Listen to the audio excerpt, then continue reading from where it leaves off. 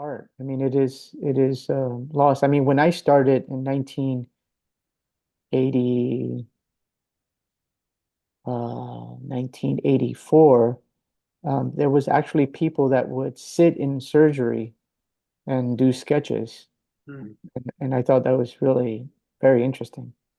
Um, I think if I remember correctly, I can't remember what he called it, but he would connect it with Buddhism and mm, various other things and make the images very spiritual mm, that he was interesting. trying, not for his work, but for his art. Hmm. So as a guy, as a self-acknowledged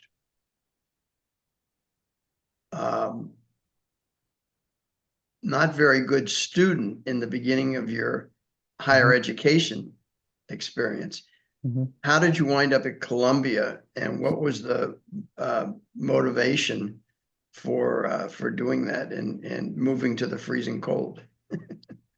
Well, I mean, obviously, I found out very fast that, without an education, you're not going to succeed anywhere, especially in the United States. And so I committed to education and I got better at it. Uh, I started studying. I became a good, you know, I studied everything that came, in front of me. So I did that, and I think that that's what changed me into becoming the person that I am.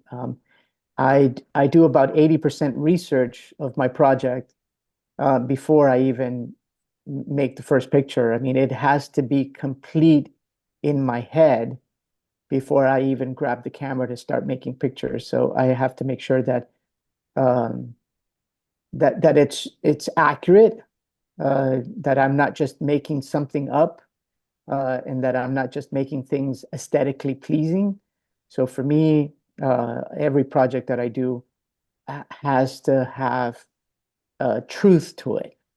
Um, so, um, and the reason why I went to Columbia, believe it or not to become a photographer or an artist, I wanted to teach. I really love teaching. And I found out in undergraduate, before I finished my undergraduate at FIU, that I needed an MFA to teach in college and university. And so I applied to four schools. Three of the schools that I applied to accepted me.